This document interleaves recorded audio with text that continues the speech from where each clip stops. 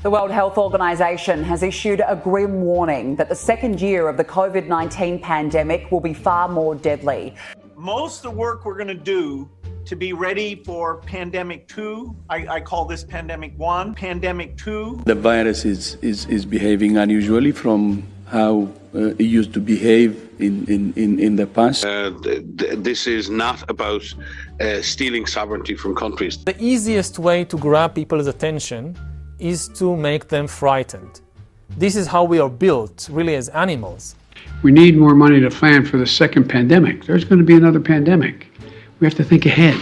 Cases of monkeypox have been reported across the U.S., bringing the count up to at least 72 cases in the last month. Now, one of the World Health Organization's top officials is calling the virus a real risk to public health. The magnitude of this outbreak poses a real risk. The longer the virus circulates, the more it will extend its reach, and the stronger the disease's foothold will get in non-endemic countries. We're encouraging countries to do surveillance, contact tracing, and other public health measures. Pandemic 2. This afternoon, the Secretary General and Klaus Schwab, the founder of the World Economic Forum, will witness the signing of a memorandum of understanding on a strategic partnership between the UN and the World Economic Forum, which outlines areas of cooperation to deepen engagement between the two institutions and to jointly accelerate the implementation of the 2030 Agenda. There's going to be another pandemic. If I look at our stakeholders, we have business, of course, as a very important audience, and we have politics, we have continuous partnerships with many governments around the world, and of course we have NGOs, we have trade unions, we have all those different parts. Media, of course, and very important experts and scientists and academia.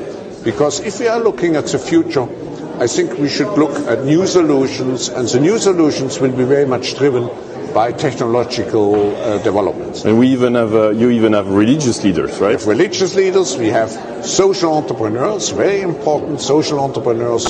So we, we'll have to prepare for the next one. That, I'd say is, will get attention this time.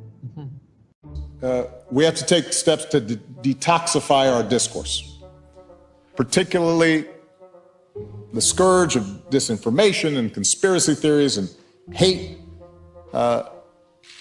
online that has polluted our political discourse. Like, this is war now. We're in a national emergency. We all have to unite around the government, and anybody who opposes that or criticizes the government is a traitor. There's going to be another pandemic.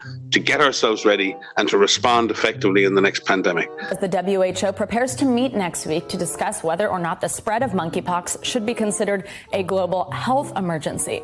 Let's bring in Dr. Amish Adalja for more on this. Dr. Adalja is a senior scholar at Johns Hopkins Center for Health Security. Always great to have you, doctor. So what do you make of this new warning by one of the World Health Organization's top officials? Should people be worried about a potential outbreak larger here in the U.S., even though cases do remain low at this point?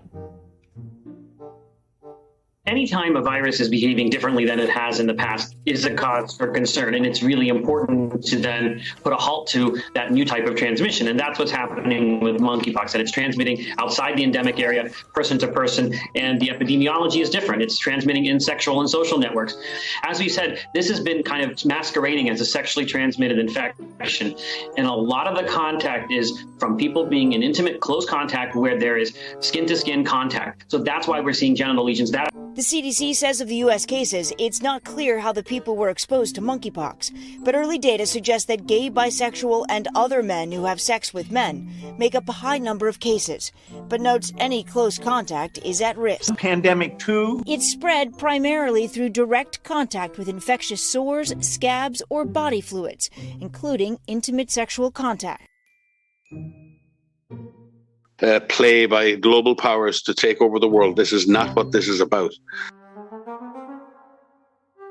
And so, folks, I will take care of this. I will end this. I will make sure we have a plan. There's going to be another pandemic.